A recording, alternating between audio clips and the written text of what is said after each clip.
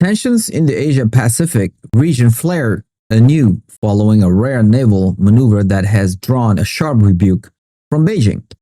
The Chinese government issued a stern warning after the HMNZS Aotearoa, a New Zealand naval tanker, quietly transited through the Taiwan Strait.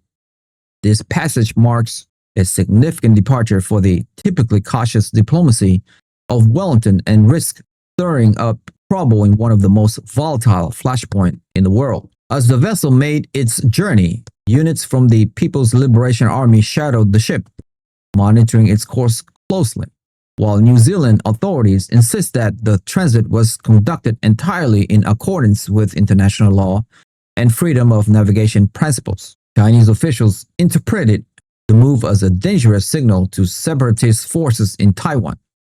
The incident has triggered a diplomatic ripple effect that extends far beyond the presence of a single ship, highlighting the growing willingness of smaller Western aligned nations to challenge Chinese territorial claims in support of broader alliance strategies. In the United States, a violent tragedy in the capital has catalyzed a sweeping overhaul of national immigration policy.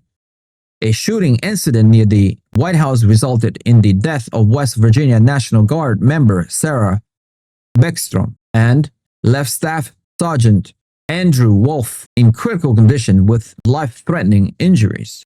The suspect, identified as Rahmanullah Lakanwal, is an Afghan national who entered the country through a resettlement program following the chaotic withdrawal of American forces from Afghanistan. Lakanwal, who had previously served with a unit backed by the Central Intelligence Agency, was arrested and is now facing first-degree murder charges. President Donald Trump condemned the attack as a monstrous act and a savage assault on American patriots. Secretary of Defense Peter Hegseth addressed the nation in an emotional tribute, offering prayers for the families of the victims and reminding the public of the sacrifice made by service members who stand ready to protect the homeland from internal and external threats.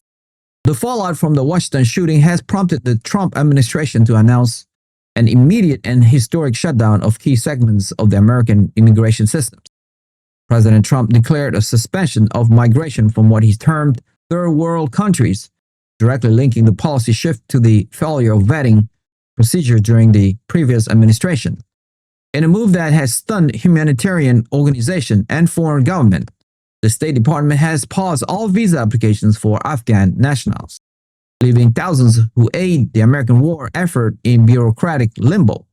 A leaked federal directive indicates that these freeze extend to asylum decisions for all nationalities, marking a complete halt to the processing of refugees' claims. The president argued that the current security protocols are insufficient to prevent dangerous individuals from entering the country, vowing to deport anyone admitted under what he described as the reckless policies of the Biden era. While the United States hardened its border, significant diplomatic and infrastructure developments are reshaping alliance in Southeast Asia. Cambodian Senate President Hun Sen and Prime Minister Hun Manet received Vietnam Deputy Prime Minister Bui Thanh Son in Phnom Penh to reaffirm the strategic partnership between the two neighbors. During the meetings, both sides emphasized their determination to strengthen cooperation across political, security, and economic fields, a notable shift in tone from previous month. This diplomatic engagement comes as Cambodia prepares to begin dredging for the controversial Funan Techo Canal in late November or early December. The massive infrastructure project, valued at nearly $2 billion, is designed to reduce Cambodian reliance on Vietnamese ports by creating a direct waterway to the sea. Despite earlier comments from Hun Manet about the need for Cambodia to breathe through its own nose, the leadership is now balancing national autonomy with reassured friendship toward Hanoi.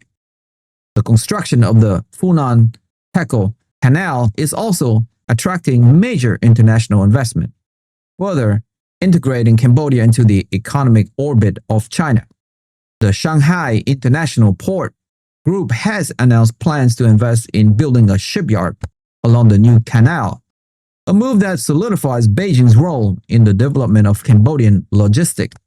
The project is expected to create over 10,000 jobs and significantly expand inland waterway capacity. Analysts note that while the canal was initially viewed as a potential wedge between Cambodia and Vietnam, the recent high-level meetings suggest a pragmatic approach where economic development proceeds alongside maintained diplomatic ties. The dual track of deepening Chinese investment while sustaining traditional regional alliance highlights the complex balancing act small nations must perform as global power dynamics shift between Washington and Beijing. If you have made it this far, congratulations, you have unlocked the truth. I want to ask you a quick question though.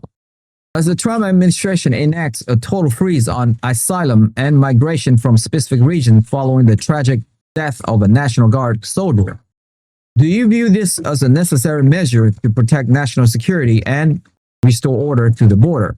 Or is it an overreach that punishes thousands of innocent allies and refugees for the actions of a single individual? Does strict isolationism actually make a country safer? Or does it erode the moral standing and soft power that nations rely on, and why? Join the debate. We want to hear your insightful opinion on where this is all heading in our community. Share your thoughts in the comments below. I appreciate your support. Thank you for being a part of this journey. Like the video, share this video with friends and family. Hit the notification bell, and most importantly, subscribe. I'll see you guys in the next one.